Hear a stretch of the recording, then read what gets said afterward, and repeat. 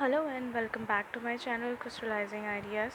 In the last video, we discussed about the pre-active phase of learning, which is the part 10, lecture number part 10 of uh, teaching of the learning and teaching subject. Starting on with this topic, this is the second phase. So obviously first phase was pre-active stage, and after finishing all these activities such as determining goals, selection of the content to be taught, selection of the elements of content for presentation, selecting instructional methodology, how and when the teaching strategies. After doing all these activities, there comes the interactive phase where you have to execute whatever the content you have prepared to teach. Now let's see what this interactive phase actually is. So this is the second phase of teaching. यहाँ पे क्या होता है guys, ये second phase of teaching है। यहाँ पे जो एग्जीक्यूशन है प्लान का, जो टीचर ने अपना प्लान बनाया हुआ है उसका एग्जीक्यूशन होता है। जो प्री एक्टिव फेज़ में अपना प्लानिंग किया था टीचर ने कि अपना कंटेंट किस तरीके से रेडी किया था, तो उस कंटेंट का जो है एग्जीक्यूशन किया जाता है। यहाँ पे टीचर स्टूडेंट्स को लर्निंग एक्सपीरियंसेस कराती है with through some suitable modes, जिसकी वजह से जो कंटेंट है उसकी डिलीवरी अच्छे से हो पाती है। लर्निंग एक्सपीरियंसेस मतलब वो एक्सपीरियंसेस जिससे लर्निंग हो सके, सिंपल सी बात में इतना है। और वो एक्सपीरियंसेस जिससे लर्निंग हो सके मतलब टीचर वैसे सिचुएशंस क्रिएट करती है, इन्वायरमेंट क्रिएट करती है, तो उन सिचुएशन इन्वायरमेंट्स को एक तरफ से बोला जाता है लर्निंग एक्सपीरियंस। उन सब चीज़ों को, सिचुएशंस व सर्कमस्टेंसेस, उन चीज़ों को एक्सपीरियंस बोला जाता है। और जिसकी जिन एक्सपीरियंसेस की वजह से लर्निंग हो उनको लर्निंग एक्सपीरियंस बोला जाता है। So instruction are complex process. तो ये जो इंटरेक्टिव फेज़ में है हमें इंस्ट्रक्शन देना पड़ता है, मतलब जो प्लान का जो एग्जीक्यूशन है वो एग्जीक्यूशन होता है। तो उस पर क्या हो जाता है, जो इंस्ट्रक्शन होता है वो थोड़ा कॉम्प्लेक्स भी हो जाता है। इतना इजी नहीं है गाइस कि जो हमने ब्रेन का दो अलग पार्ट है, एक प्लानिंग करना और एक एग्जीक्यूशन करना।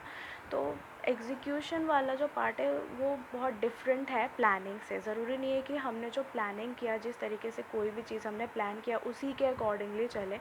बहुत सारी मॉडिफिकेशंस भी हो सकती है उस ड्यूरिंग एग्जीक्यूशन, और ऐसा भी हो सकता है कि जो जिस तरीके से प्लान किया था उस तरीके से ना हो, बट उससे बेटर है, उससे बेटर होना चाहिए, उससे नेगेटिव नीचे डाउनवर्ड नहीं होना चाहिए। बस यही है, मतलब जो इम्पॉर्टेंट पॉइंट है होता है, जो मतलब प्रैक्टिकल लाइफ में यूज़ करने लायक जो पॉइंट है वो ये है। तो इंस्ट्रक्शन बहुत कॉम्प्लेक्स प्रोसेस होता है। Learners are provided with the desired environment in order to interact so that the desired changes are to be brought. तो जो लर्नर्स है उनको एक लर्निंग एक्सपीरियंस करवाया जाता है, उनको एक सिचुएशन क्रिएट करवाया जाता है, उनको उन सिचुएशन में रखा जाता है, जो सिचुएशन है उनको फेस करवाया जाता है, ताकि जो डिज़ायरेबल चेंजेस है, जो ऑब्जेक्टिव्स है जो एक टीचर चाहती है उसके बच्चों में आए, जो डिज़ायरेबल चेंजेस वो चाहती है उसके बच्चों में आए, ताकि वो चेंजेस उनमें आ सके। Learners are provided with the desired environment in order to interact with, so that the desired changes are to be brought. Desired environment में ऐसा इंटरेक्शन हो उन दोनों के बीच में, इस तरीके का इंटरेक्शन हो ताकि जो स्टूडेंट में जो कंडीशंस, जो चेंजेस है वो आ सके। इंस्ट्रक्शन में be given in any situation. जो इंस्ट्रक्शन है, जो एग्जीक्यूशन ऑफ द प्लान है, वो जिस तरीके से कंटेंट को एग्जीक्यूट करेगी वो या तो क्लासरूम में भी कर सकते हैं, लेबॉरेटरी में भी, लाइब्रेरी में, या आउटडोर्स कर सकते हैं, कहीं भी किसी भी सिचुएशन में जो टीचर है वो एग्जीक्यूट कर सकते हैं अपने प्लान को, अपने स्ट्रैटेजी को।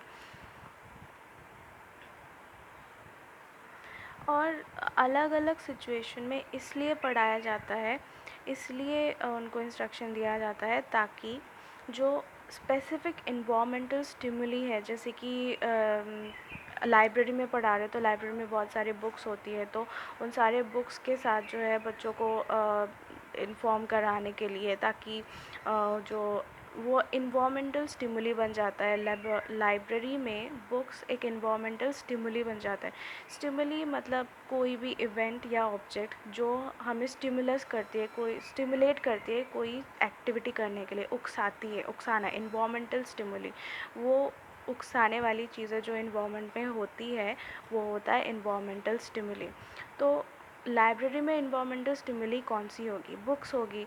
लेबोरेटरी में इन्वायरमेंटल स्टिमुली कौन सी होगी? लेबोरेटरी के जो सारे इक्विपमेंट्स होते हैं वो होगी, जैसे कि केमिकल लेबोरेटरी में जो इक्विपमेंट्स होते हैं, जैसे कि पेंडुलम, सॉरी, जो मिक्स करने के लिए जो ग्लासेस दिए जाते हैं ना, वो सारे ग्लासेस हो गए इन्वायरमेंटल स्टिमुली। सारे इक्विपमेंट्स और भी बाकी जो जितने भी इक्विपमेंट्स हैं वो सारे हो गए इन्वायरमेंटल स्टिमुली। तो जो बच्चों को है वो अलग अलग सिचुएशन में इंस्ट्रक्शन इसलिए दिए जाते हैं ताकि वो स्पेसिफिक इन्वायरमेंटल स्टिमुली के साथ इंटरेक्ट कर सके। उनकी जो लर्निंग प्रोसेस है वो थोड़े उनको प्रैक्टिकल सिचुएशन दिया जाए, प्रैक्टिकल लर्निंग एक्सपीरियंसेस दिया जाए ताकि उनकी लर्निंग अच्छी तरीके से हो पाए।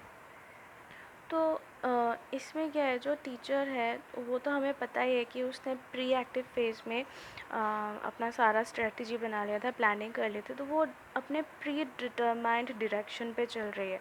उसको पहले से ही पता है कि कौन से डायरेक्शन में जाना है, मतलब किस तरीके से पढ़ाना है। वो अपने डिसाइड किए हुए, प्लान किए हुए गोल में, डायरेक्शन में ही जा रही है, रास्ते में ही जा रही है। मतलब जिस तरीके से उसको चाहिए था पढ़ाना, जिस तरीके से उसको उसने डिसाइड किया था कि अपने प्लान को एग्जीक्यूट करेगी, उसी डायरेक्शन में चल रही है विथ प्री डिटरमाइंड गोल्स। मतलब उसको गोल भी पता है और उसको रास्ता भी पता है, तो वो उसी रास्ते पे जा रही है विथ प्री डिटरमाइंड गोल्स। जो सोच के रखा है कि जो गोल उसको चाहिए, जिस गोल में उसको पहुंचना है, उसी गोल तक पहुंचने के लिए जो रास्ता है उसी रास्ते पे जा रही है। मतलब जो जो बिहेवियर्स उसे चाहिए, जो जो ऑब्जेक्टिव्स को वो लेके चल रही है, वो उसी रास्ते पे जाती है। लेकिन इसका मतलब ये नहीं है कि जो उसने सोच रखा है जिस रास्ते में जाएगी, जो गोल, जो ऑब्जेक्टिव्स उसे चाहिए, उससे बढ़कर लर्नर्स में और कोई जो है ऑब्जेक्टिव्स नहीं आएगी।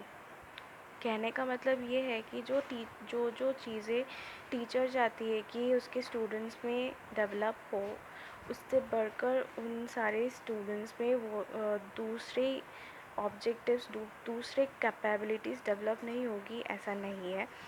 तो वेराइ जो टीचर है वो स्टूडेंट को वैरायटी ऑफ एक्सपीरियंसेस से इंटरैक्ट करवाती है ताकि जो लर्निंग हो वो मैक्सिमम लेवल में हो। इंटरैक्टिव फेज़ में जो टीचर है वो उसके जितने भी एक्टिविटीज़ वो परफॉर्म करती है, उन सारे एक्टिविटीज़ को कंबाइन करके इंटरैक्टिव फेज़ में बोला जाता है कि वो सारे टीचिंग एक्टिविटीज़ कंबाइन किया जाता है। जितने भी एक्टिविटीज़ वो टीचर परफॉर्म करती है इंटरैक्टिव फेज़ में, उन सभी एक्टिविटीज़ को कंबाइन किया जाता है। जैसे कि ये सारे एक्टिविटीज़ कंसर्न है वो किस तरीके से प्रेजेंटेशन कर रही है क्लासरूम में अपने कंटेंट का। एक और इम्पॉर्टेंट थिंग है, that is verbal stimulation. So the teacher provides the learners verbal stimulation. So what is verbal stimulation? Verbal stimulation is that kind of interaction between teacher and students.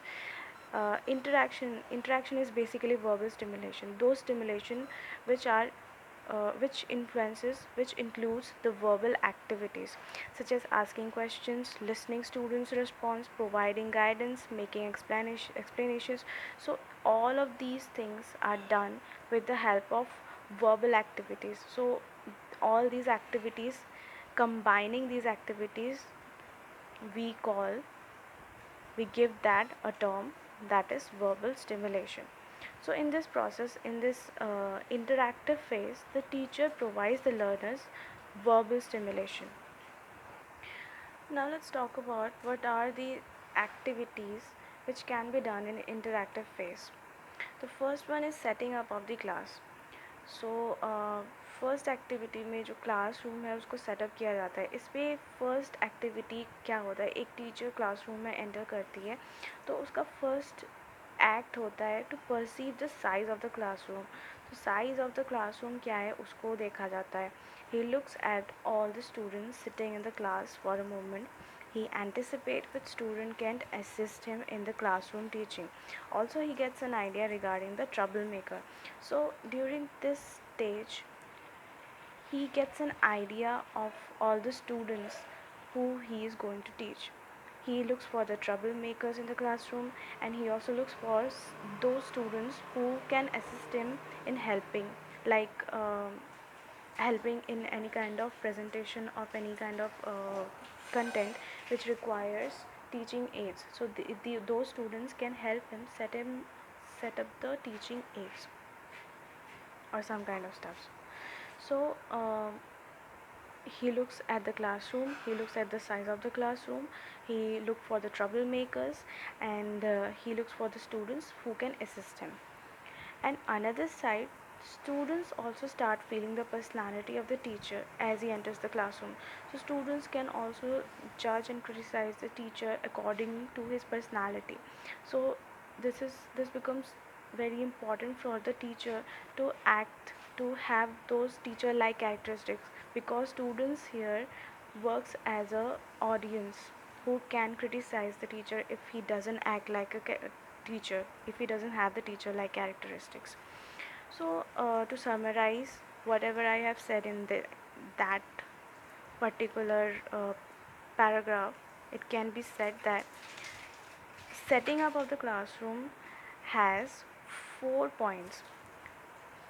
The teacher enters to the class, he looks at the size of the class, he looks for the helping mood of the students, he looks for the problem creators, troublemakers, and then he displays certain specific personality characteristics.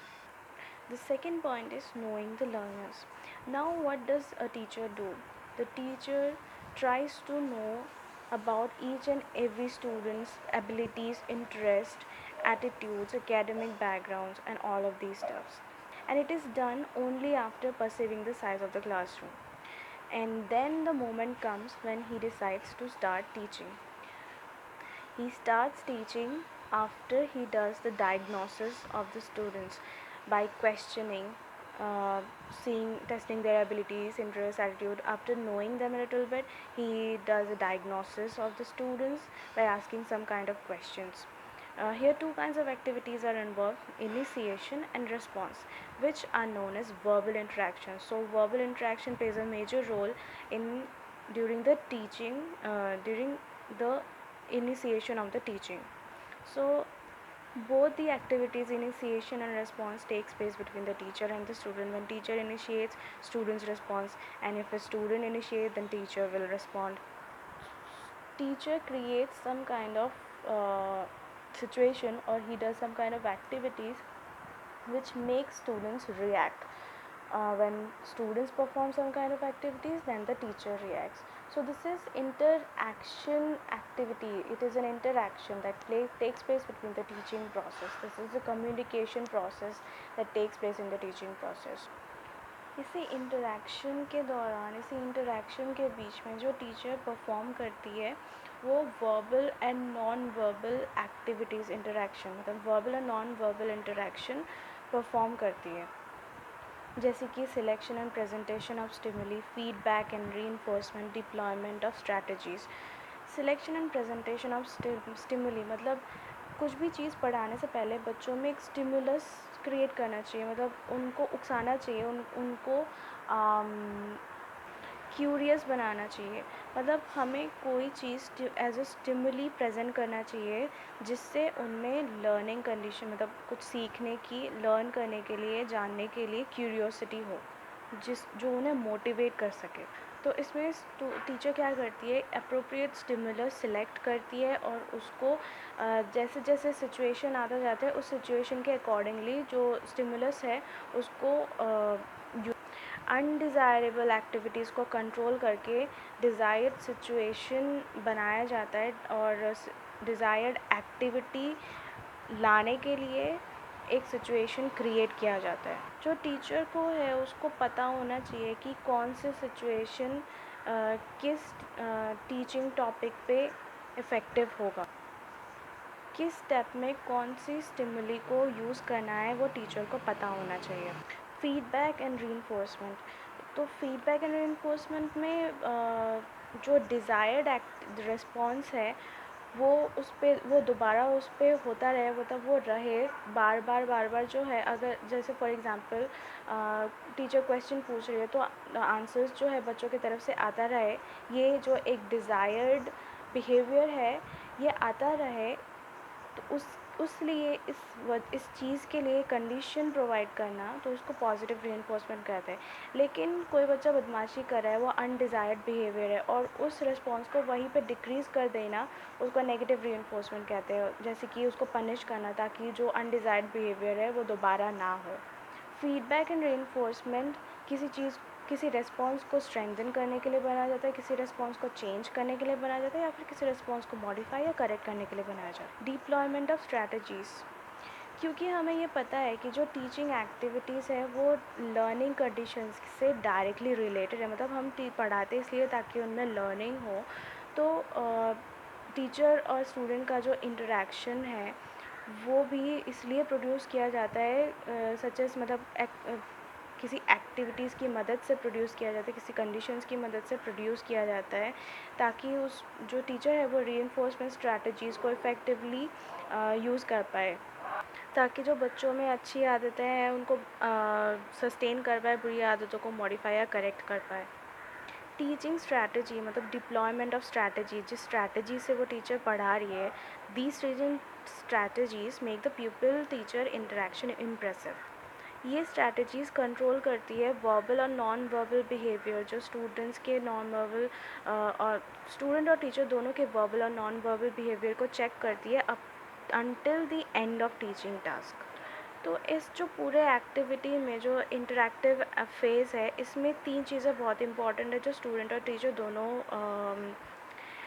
Experience करते हैं। Perception, diagnosis और response.